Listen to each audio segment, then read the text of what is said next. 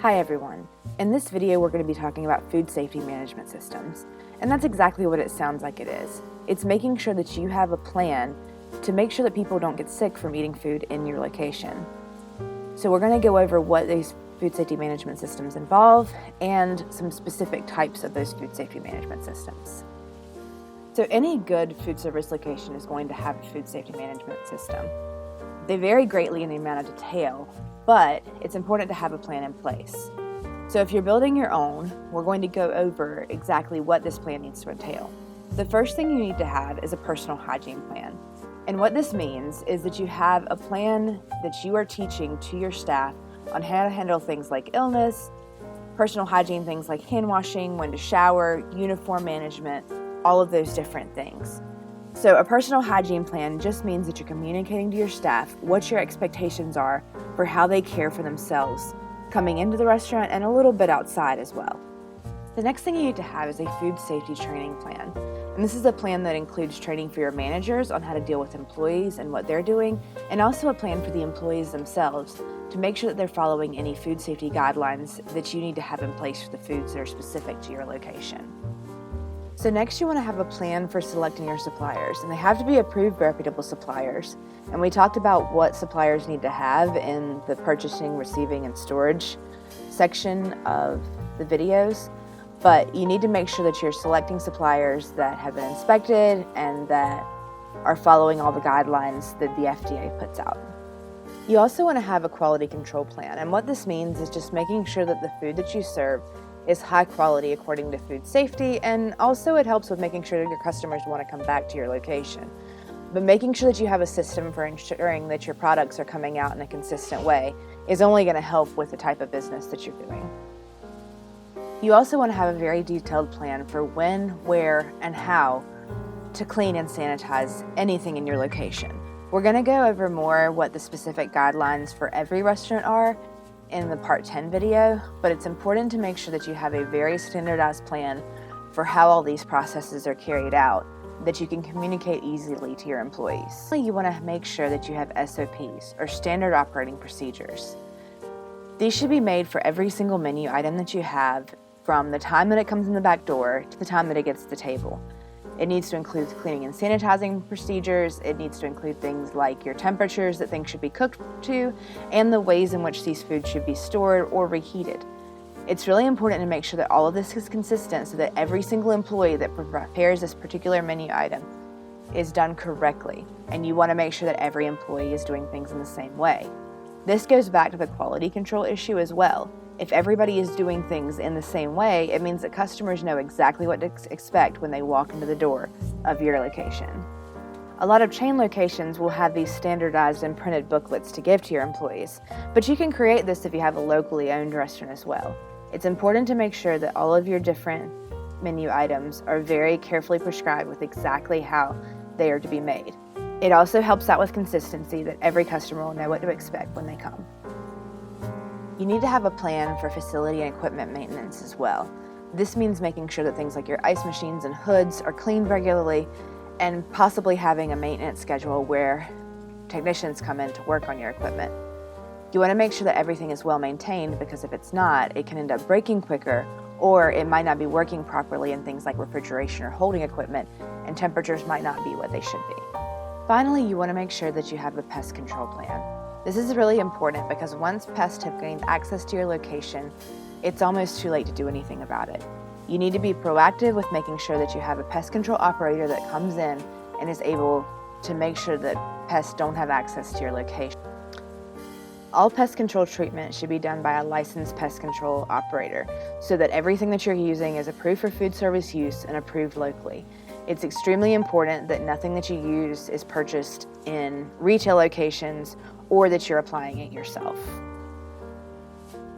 One of the ways of implementing a food safety management system is active managerial control. And that's exactly what it sounds like. It's managers actively controlling the hazards that food might come across in your facility.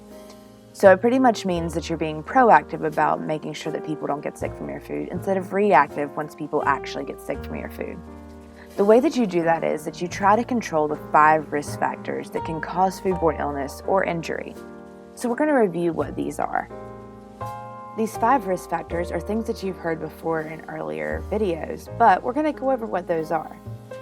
The first one is unsafe sources of food. So this might be buying shrimp from the guy on the side of the road. It might be buying produce from somewhere that's not careful. Pretty much as long as you're ordering from some of the major companies, you're good to go. But making sure that your sources are safe and being intentional about the ways that you select those sources is extremely important. Your next risk factor is going to be improper cooking. So I don't know if you guys remember a few years ago when medium rare chicken was a trend, but that's extremely dangerous, and you want to make sure things like that aren't happening in your operation. But the chances of that are pretty slim. You do need to be intentional about making sure your employees know what temperatures to cook things to, and that they're checking these temperatures on a regular basis. Improper holding is almost more of a risk factor than improper cooking. Most people know that you have to cook things to certain temperatures, but if you're not checking the temperatures of things that are in holding on buffets or on a hotline in the kitchen, then things can become a problem very, very quickly, because a lot of times things that are held are kept on hand for many hours. So improper holding can cause a great deal of issues in any food service operation. Equipment contamination can be a huge issue as well. Now, most operations are not going to have a kitchen that looks like this, but there are some things that can happen that are concerning with the way that your equipment is cared for. So it's very important that you're cleaning and sanitizing the things that you should, and cleaning the things that are not food contact surfaces on a regular basis. Your final risk factor is poor personal hygiene. And this is the main thing that causes any virus contamination. So it's extremely important, because it's almost the only thing you can do to make sure that your food workers are not passing on viruses to your customers. Active managerial control focuses on controlling these risk factors and making sure that they don't contribute to any sort of contamination that could make your customers sick. Another type of food safety management system is called HACCP, or Hazard Analysis Critical Control Point. This is a system that's used across many industries, and the purpose of it is to prevent any hazards from happening or any injury or illness from happening in any step of any process. Within food service, however, you're preventing illness within each step of the flow of food. We're going to go through each of the steps for a HACCP plan, and we're also going to go through what those steps entail over the next little bit. A HACCP plan is not something you can just write on your own and keep in your location. If it's considered to be a HACCP plan, it has a few different requirements that you need to understand, and a few different things that it does. HACCP is designed to prevent foodborne illness in any step across the flow of food. So everything from purchasing to serving, you're looking for ways that hazards can happen. When you're preventing those hazards, you want to prevent, eliminate, or reduce all those hazards to safe levels so that they won't make people sick, or the likelihood of them happening is very, very low. In order for a HACCP plan to exist, it has to be a written out plan, and it has to be certified by a certifying body. And these change up specific to whatever particular process that you're completing, but there's a lot of research that goes into this, and it's a very costly procedure. So you may see this done with chains or mostly with manufacturing processes, but not typically with local establishments and not typically with smaller businesses. It has to be specific to the location and floor plan, so places like chains can use the same plan for any of their locations that have that same floor plan. And even for the locations that don't have the same floor plan, most of the stuff isn't going to change. It's just going to change slightly based on locations of certain items. So, like I mentioned before, a HACCP plan is not something that you're going to see a lot in individual food service establishments, but you will see it in manufacturing facilities and chains fairly often. There are 7 steps in completing a HACCP plan, and these 7 steps need to be done with every single menu item that you have. The first step in creating a HACCP plan is to conduct a hazard analysis, and this is really easy to remember because hazard analysis is the HA in Hazard Analysis Critical Control Point. So the first thing you're looking at is all of the hazards that can happen in each step in the flow of food for every single menu item. As you can tell, this process can become very, very extensive depending on menu size. So you want to focus more on TCS foods, or temperature control for safety foods, because those are the ones that are the most potentially hazardous. You want to look at the potential for biological, chemical, and physical hazards within every single step of the flow of food. So like I said, if you have a big menu or even a small menu, this is going to be very, very extensive for every single product. So as you can see, if you're paying somebody to write this plan, which you pretty much have to do, it's going to be very costly to finish this process. So your second step is to determine critical control points. So if you were looking for the CCP and HACCP, this is where it is. If you're taking any sort of food safety management exam, then usually the first two steps are the ones they're going to ask about. So for example, what's the first step in creating a HACCP plan and what's the second step in creating a HACCP plan?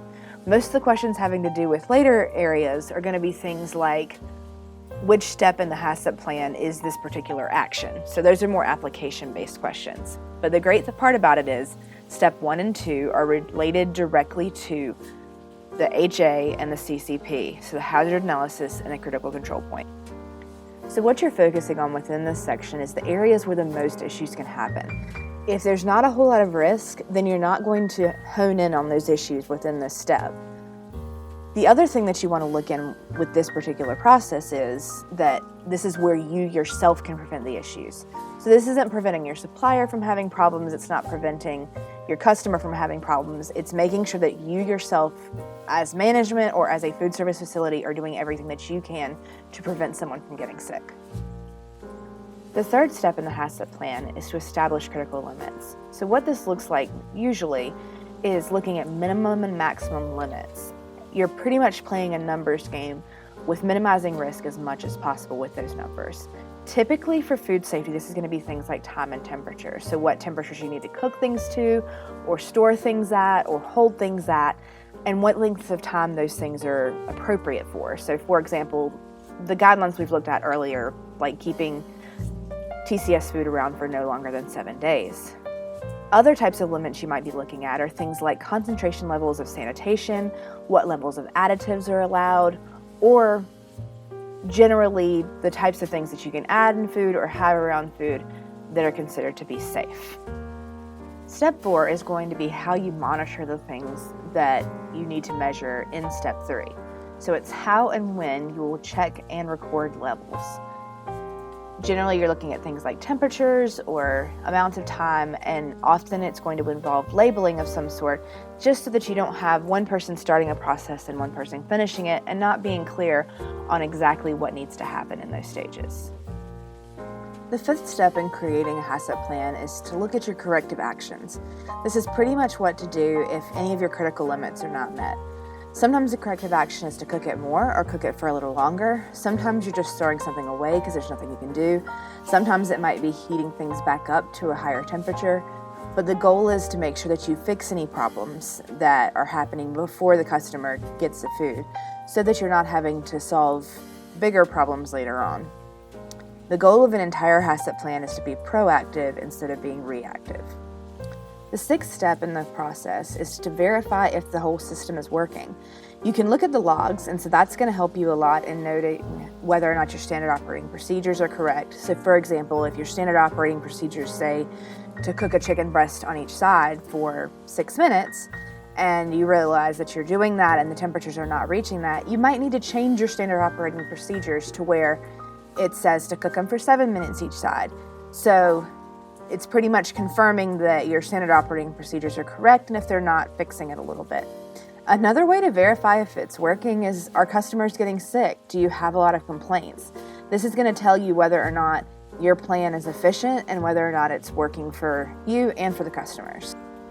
Verifying your system works is pretty much meaning that you're preventing the hazards along each step of the flow of food. So as long as those hazards are being prevented, eliminated, or reduced to safe levels, then you're good to go. The last step in the HACCP process is documentation and record keeping. So as we know, a HACCP plan has to be written and certified, but there's a few things you need to do after that plan happens. The first thing is to keep any documentation. And this is a way of making sure that you're covering all your bases and that you know that you've done everything you can in your operation. This means that if somebody gets sick from something in your operation, because you've done everything that you're supposed to do and you have your documentation, your liability is going to be less. You want to make sure you're storing everything in an organized manner where things are easy to find and that you're not going to be losing things along the way or having a hard time finding things. The next thing is to record any corrective action. So if you change the standard operating procedures or you need to throw something out, anything that you're doing to fix any problems in your location is going to be an issue. And then you want to change your standard operating procedures if needed, as we talked about earlier. If timing is wrong or the processes are not correct in terms of keeping things reduced or eliminated, then you might need to change the standard operating procedures to make sure that everybody is remaining safe. There are certain procedures that require a HACCP plan, and the reason for this is that they are high-risk processes that have a high likelihood of causing foodborne illness. Most of these things are done in plants and not in restaurants, but it's important that you know what things have to have these plans so you can verify with your suppliers. The plan needs to be completed and approved before starting any processes. So this means that everything is certified and ready to go. This covers your liability. You also want to check with your regulatory authorities before beginning to make sure that that process is even allowed in the area that you're in. It's really important along the way to communicate with regulatory authorities so that you don't get in over your head and that you know all the guidelines you're supposed to be following and what you're going to be held responsible and liable for. So these are the processes that HACCP plans are required for. They're going to sound a little bit familiar because we talked about them in Chapter 6 as the processes that required a variance. And the HACCP plan is that variance that we're talking about, the written plan. The first one is smoking food to preserve it. So in general, we're talking about things like bacon or ham, where the smoking process is preserving it to where it no longer needs time temperature control to be safe. Your next thing that you're going to need to do this for is pickling or canning. So this is taking things and processing them in a way that they no longer need temperature control. And that's kind of a theme with all of these. You want to make sure that the entire time that the process is happening, that all of your guidelines are being followed so that you're not going to make anybody sick. If this process isn't followed correctly, you're at a high risk of Clostridium botulinum, which is botulism, and that's caused by a lack of oxygen. These products can grow that really, really easily. The next process is going to be curing food, and this applies to things like bacon or ham, but it also applies to things like hot dogs and sausage. As you've probably noticed, hot dogs, sausage, bacon, and ham last longer in your refrigerator than fresh meats like pork chops. And the reason for this is that they're cured, which is a method of preservation. So it's really important that you follow these processes correctly. Again, we have custom processing animals, and this is because there's a high parasite risk whenever it comes to custom processing animals. So if these processes are not followed correctly, then you can make people sick very, very easily. If you're packaging food using reduced oxygen packaging or vacuum packing food, this also requires a HACCP plan. This goes back to the same thing as the canning. You're at a much higher risk of botulism due to the fact that botulism is an anaerobic bacteria. Therefore, it's going to grow very easily in this vacuum packing or in the pickling and canning.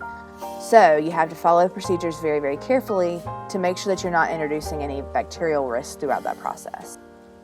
Your next one is going to be if you're pasteurizing juice on site. And this is just to make sure that you're following your temperature regulations and that you're making sure you do everything you can to prevent bacterial contamination within that process and that you're destroying any bacteria that was already present. And finally, if you're sprouting your own seeds or beans, this is a process that has a high risk for bacterial contamination and foodborne illness risk in general. So if you're sprouting your own seeds and beans, then you have to have a HACCP plan.